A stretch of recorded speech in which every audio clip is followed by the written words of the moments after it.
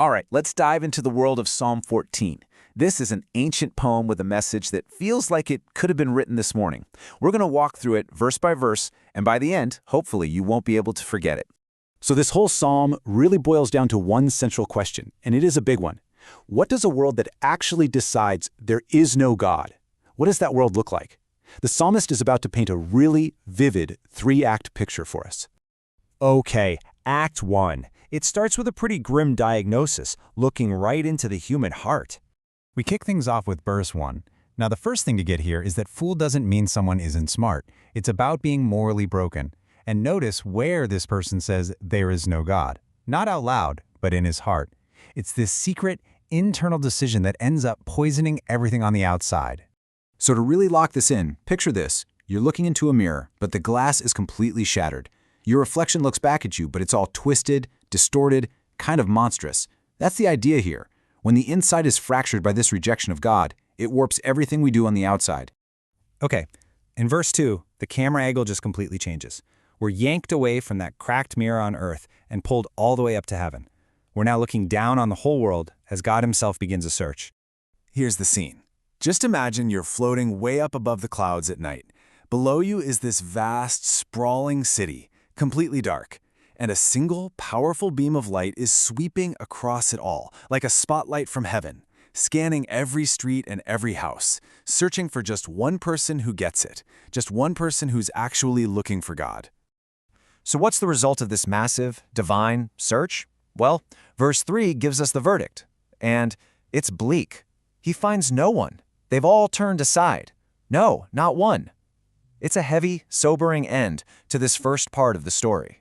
And the image for this is just so powerful. Think of a wide, straight road, perfectly clear, but it's totally empty. Because every single person has decided to wander off that path and get lost together in this dark, tangled, thorny forest next to it. That's the picture of humanity going its own way. Okay, so just when everything seems completely hopeless, bam, the whole psalm flips.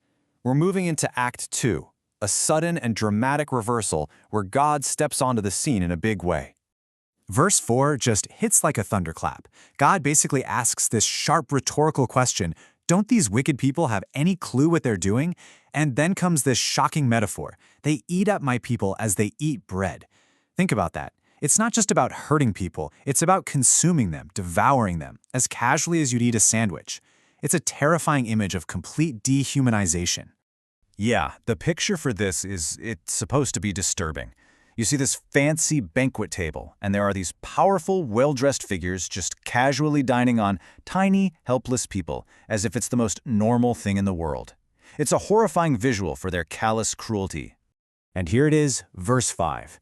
This is the moment everything pivots. The mood just flips on a dime. Those same confident, feasting oppressors, all of a sudden, they are terrified. Why? Because they've just had a sudden, horrifying realization.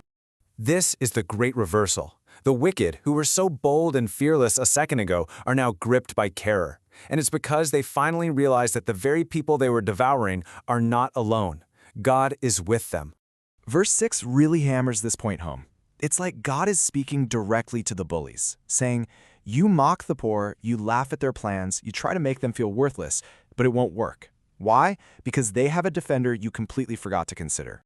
You can almost see it like two opposing forces. On one side, you have the world's attack, shame, mockery, destruction. But on the other, you have God's defense. He becomes an unbreakable fortress for them, their ultimate refuge. All right, we've had the diagnosis, we've had the dramatic reversal, and that brings us to our final act. After all the darkness and conflict, the psalm ends with this deep, powerful hope for a future joy. You can almost hear the emotion in verse 7. It's not an argument, it's just this raw, heartfelt cry. It's a prayer, a desperate hope for the ultimate rescue mission to finally begin. The psalmist is looking toward Zion, the city of God, and just longing for that day when everything is finally made right. And our final scene, man, it's just pure hope. Picture the sun bursting over a mighty fortress on a mountain. That's Zion. And as the light spills into the valley, you see people who were once prisoners. Their chains are broken and lying on the ground, and they are celebrating, dancing, full of joy for a freedom they've prayed for so long. And that's where the psalm leaves us, with that one simple, powerful thought. After all the darkness, all the corruption, and the fear, the very last word is about joy. Let Israel be glad. So this ancient poem, this whole journey we've been on, it leaves us with a really personal question, doesn't it? It shows us a world that feels broken, but also a world where God's presence can change everything in an instant. It really makes you ask yourself, in our own chaotic world, where do we find our ultimate refuge?